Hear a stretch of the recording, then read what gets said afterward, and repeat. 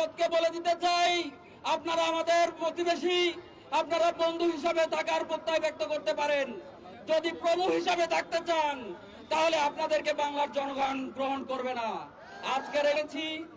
আজকের এই বিজয় দিবসে 1971 সালের যে স্পিরিটকে ধারণ করে 1971 সালের শহীদ মুক্তিযোদ্ধারা যুদ্ধ করেছিলেন, 71 পরবর্তী সময়ে এই আকাঙ্ক্ষা বাস্তবায়ন করা হয়নি। 71 পরবর্তী সময়ে 1971 থেকে 75 সাল পর্যন্ত যেই স্বৈর শাসক আমাদের উপর অর্পিত ছিল, একইভাবে সেই ধারাবাহিকতায় 1990 সালে জনতাকে আবারও মাঠে নামতে হয়েছে। তার এই ধারাবাহিকতায় 2024 সালে আবারও মানুষ তাদের অধিকার আদায়ের জন্য মাঠে নেমেছে। তার মধ্য দিয়ে প্রমাণিত হয় বাংলার জনগণ কখনো কারো দাবিদারি মেনে নেয়নি।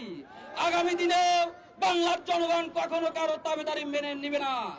আমরা ভারতকে বলে দিতে চাই, আপনারা আমাদের প্রতিবেশী, আপনারা বন্ধু হিসাবে থাকার প্রত্যয় ব্যক্ত করতে পারেন।